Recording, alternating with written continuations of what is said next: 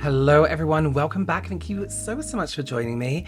What I want to do today is I want to take off my makeup first of all, but I just want to sit here and chat about some brands that I really feel like, and it's quite sad for some brands, that I really feel are just gripping on by the skin of their teeth. Is that what you say? Hanging on by a thread. But I just think just need to give up, sell up if they can. Doesn't mean I don't have good products, but the direction their brand is going in needs a whole redo. It needs a whole rethink, you know? So that's what I want to talk about today. And I am going to start taking off my makeup because I just want to get this off my face. I know I keep saying I don't feel well, but it's still happening. It's still happening. So if my voice starts to go something like that, I do apologize. I'll try and cut out coughing, sniffing as much as I can. Please do consider subscribing. Give this video a thumbs up. Leave a comment. If you don't know what to comment, just comment algorithm. To help the algorithm. And if you haven't already, go ahead and subscribe to my reaction channel, my commentary channel, whatever you want to call it. It's a fun time. It's a fun time over there. I'm just starting off by using the Typology Bi-Phase makeup remover. I just like to hold makeup removers on my lids for a while just to soften up the eye makeup. So the first brand I want to talk to you about today is The Balm.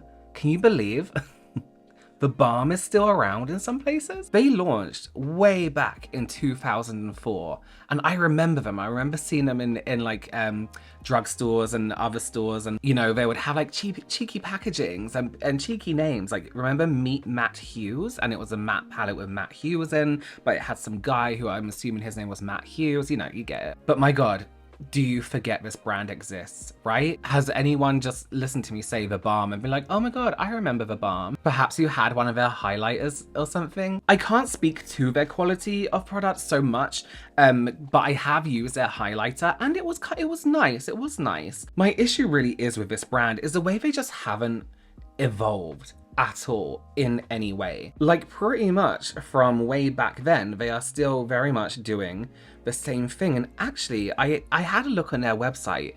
Oh my God, their brand is expensive. It is overpriced in my opinion, especially with what we have. Like, this palette I found is $32 for 6 shades. A 6-shade eyeshadow palette for $32. From this brand that really everyone's forgetting about. Like, come on. And I think the theming of the packaging again is like quite severely outdated. But I think we're over that whole like kitsch, like 50s housewife situation, you know what I mean? I'm just removing the oil makeup remover from my face with the Bioderma micellar water, and I'll actually go around my eyes again with some makeup remover. That like vintage packaging theme is so outdated, but you know who does this really well in a way that doesn't make their products look like a free gift with purchase? The brand Vacation. Have you heard of Vacation? They do sunscreens and, oh well, they just do sunscreens actually, but lip balms and lip oils as SPF focus. Their packaging is that 70s, 60s, 70s nostalgia of being on a holiday with your family or being on a vacation way back, you know? You get this retro vibe from them, but it's adult. It's adult feeling, and I actually bought some of their stuff because I'm like, you know what? I love it. I love that nostalgia with that brand and with that theming. I'm going to use a Tear Hydro Boost Enzyme Cleansing Balm and just give myself a little face massage and get all this product off. And you feel like you're using a product for adults, not for kids. I think that's what it is again. It's that whole Benefit-esque, like it looks like unbranded makeup that you would get in like a gift shop. Let me know your feelings about The Balm. Do you remember them? Are you aware of their existence? Okay, next brand I want to talk about is Stila. I love this brand. I love this brand. Their products, when I use their products, so beautiful. Such good quality product. I'm gonna go with, my reasoning for this is not catching up, right? So I feel like, for example, if you go to their website and you go to like what's new, nothing is very, there's nothing like that's a trending product or something that you've ever heard of or not current. And as much as I hate it when every brand makes everything the same, and I might even do a video on that too, I just feel like in this day and age, that the stage we are with makeup, it is important to keep your brand alive. It's important to be on trend to keep your brand alive. Just 1 or 2 products. It doesn't have to be like the whole thing. They are in Sephora from when I'm recording this. But I do wonder how long that would last, because I feel like for a lot of people, maybe, of course there'll be the odd few, it's not the go-to brand for something. I do feel like it's one of those brands that you need to see in real life to appreciate, because their products are so stunning. And I think this might even be a marketing situation. They don't market themselves very well, if at all. But also on their socials, their interaction on socials is pretty awful. For example, this post, they were doing a giveaway. They have 3.3 million followers, and they have like 1,000 something from doing this comment. They can't even give away their new stuff. 1,000 comments is a lot, but for 3 million followers? Okay, let's talk about Illamasqua. Love Illamasqua, another brand that I adore. But listen, I can be realistic, I can be real.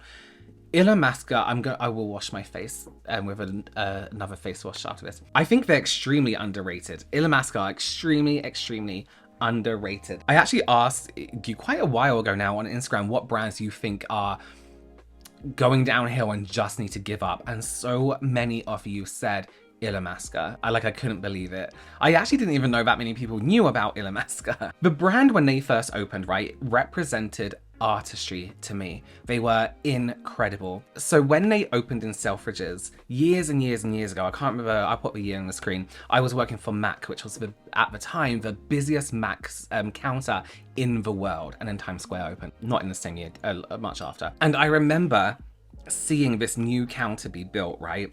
And I was like, people were saying, oh, it's quite artsy, it's gonna be like it's going to be really heavy competition for all these other brands. And I remember when they opened, when I saw the staff who worked on that counter, their visuals at the time, they were done by Alex Box, who was an incredible makeup artist and creative person in general. I was so jealous. I was like, that's where I want to work. That's where I want to be. Everyone looks so unique. And at the time they had like video, appointments, so they would film your appointments for you. They were like the ultimate in makeup artistry, and for them to be filming these appointments, this is a time before YouTube tutorials, by the way, so it was a very like unique thing to do. They also had that thing where they would do your makeup when you died. Do you remember that? Okay, so here's what I think may have happened with Illamasqua, right? They were this amazing, unique brand. Perhaps what some people back in the day may have considered weird, which weird isn't a bad thing, but we loved it. And then the whole movement of less makeup, less is more, that movement came in and it was more about skincare. Perhaps they wanted to follow that movement and appeal to more people, but I feel like that brand really lost its way in terms of who they were, their identity as a brand. There's a lot of people who appreciate diversity, weirdness, all this kind of stuff. It's very appealing and very good for a makeup brand, a creative concept like makeup, to be a little bit strange, a little bit unique, a little bit more standout-ish. You don't want Illamasqua to turn into Laura Mercier, for example. They should have stuck with this persona of the weird sister, the weird brother. You know what I mean? Like it was really good. It was good because their products will always appeal to people. They have some incredible, innovative products, like their highlighters that literally look like a beam of light on your face. Their bronzers that have that neutralizing strip down the middle. Stunning products. I would love to say to Illamasqua, be the weird one, be the weirdo, be the odd one out, because that was your selling point and that's what made you truly unique. Okay, last but not least is, I think I always talk about Nudestix, right? Oh, no, this is a brand that bores me to death. Listen, I love their mattifying stick. Their mattifying stick thing, beautiful, really good, really worked. I used them all. And now I wouldn't buy anymore. But let's be real, they release a different variation of the same thing over and over and over again. And it's not that exciting of a product that you want it in all different shades. Their skincare has been described as okay, nothing special. Nothing is exciting about this brand. I also want to say, right, they once messaged me, they used to send me PR, and I think I posted something that was like, you know, thank you, because I say thank you to brands that send me PR on Instagram. And they're like, oh, we can't wait to see what you do with this. And I was like, as a joke, because they didn't follow me, I was like, okay, well, that's great. Follow me then. You know, I was being a bit sarcastic. I was like, if you want to see what I'm doing, then you should follow me. You know what I mean? Why aren't you following your influencers that you send PR to? Like, they're like, we can't wait to see what you do. How are we going to see it if you're not following me? Because I'm not going to tag you now. So that kind of put me off a brand a little bit anyway. But the brand beforehand is very boring. They also do this thing with like ambassadors, right? That try and push the brand out. The ambassadors I had, for example, Glamzilla was one. I heard she invested in the brand or something. That's not 100% true, but they had her on. on board. And then they have now Kevin Kodra, sorry I said it wrong, who is an amazing makeup artist who, to be fair, can make cat shit look amazing on someone's face, which I found interesting because he's a male makeup artist. But I did notice, other than him, they haven't featured a guy on their page since June last year. Pride? Was it Pride? But yet they do follow guys who are amazing at makeup, who I've seen use their products and then tag them. It's also natural makeup, and I know a lot of people don't like to see men in makeup because it's like such a crazy concept that something that washes off your face can be so outrageous on a man. But this is nude sticks. It's nude makeup. A male model, if you want to keep it, you know, how I'm assuming Nude Sticks wants to keep it, with a bit of highlighter on, a bit of bronzer on. You know, they can even have their face pressed up against a woman if you want to keep it, you know, more feminine. I think their page gives me personally a very, this isn't who I want to buy makeup from kind of vibe. Just personal opinion. Okay, let me know your opinions down below. Are there any brands that you think are falling off that you're like, you know what? Let go. Let go. Let me know down below. As always, thank you so much for being here, and I will see you very, very soon.